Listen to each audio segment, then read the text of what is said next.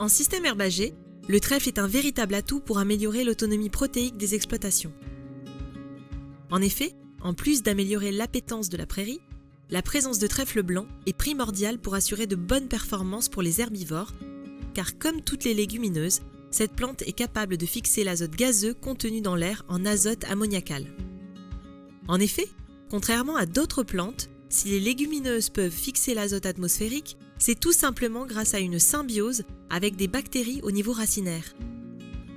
Ces bactéries, appelées rhizobium, dans le cas du trèfle blanc, fixent l'azote contenu dans l'air et le restituent à la plante sous forme d'ammoniac, donc directement utilisable par la plante.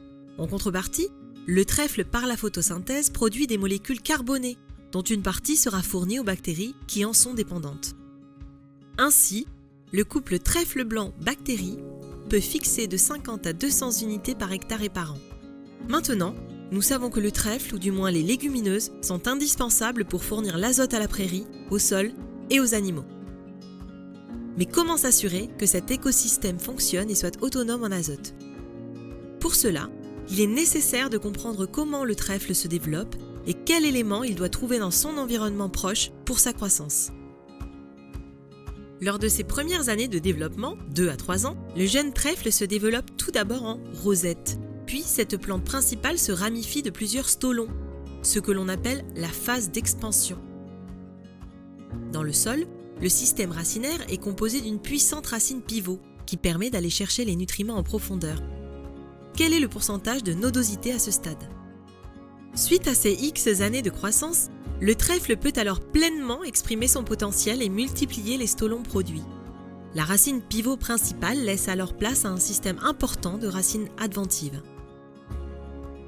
Par ailleurs, le fonctionnement du trèfle dans les prairies varie très fortement en fonction de la saison. En hiver, on observe peu de trèfle dans les prairies car pour passer cette période de froid, les plantes s'enfouissent dans le sol sous forme de stolons. C'est alors une période cruciale qui déterminera la quantité et le dynamisme du trèfle dans la saison à venir, car c'est à ce moment que le développement du système racinaire est maximal, mais également que les nodosités se créent. Puis, en début de printemps, les stolons refont surface. La partie aérienne se développe par des ramifications secondaires, puis les stolons principaux meurent. Commence alors la phase de croissance maximale de la plante sur la période estivale, où les ramifications grandissent et de nouvelles se créent. Des racines adventives superficielles se développent sur les stolons et si les conditions météorologiques sont favorables, ces derniers vont s'enraciner au nœud pour créer de nouvelles plantes indépendantes. À la fin de l'automne, les plantes ainsi créées pendant la saison de pâturage vont s'enterrer pour l'hiver à l'aide des passages des animaux et des travailleurs du sol, pour recommencer ce cycle, de nouveau, au printemps suivant. Faut-il inclure les notions de photosynthèse et de lumière dès maintenant, plus la floraison? Pour assurer le bon développement du trèfle blanc dans les pâtures, ces plantes ont besoin d'un certain nombre de conditions. Le trèfle blanc est une plante de chaleur. Avec une température comprise entre 18 et 30 degrés, sa croissance sera importante, mais il lui faut également une pluviométrie minimum en période estivale puisque 40 mm par mois suffisent à sa survie, mais 60 mm et plus sont nécessaires à son développement. Concernant les conditions de fertilité nécessaires avec un pH inférieur à 5,3 ou un manque de phosphore et de potasse, la croissance du trèfle sera impactée. Mais le facteur primordial nécessaire au bon développement du trèfle est la lumière. En effet, les plantes doivent avoir accès à la lumière en surface et son port horizontal la rend peu compétitive à ce niveau par rapport aux graminées. C'est pourquoi la gestion pastorale a un fort impact sur la proportion de légumineuses dans la prairie au fil des saisons et sur la dynamique du trèfle.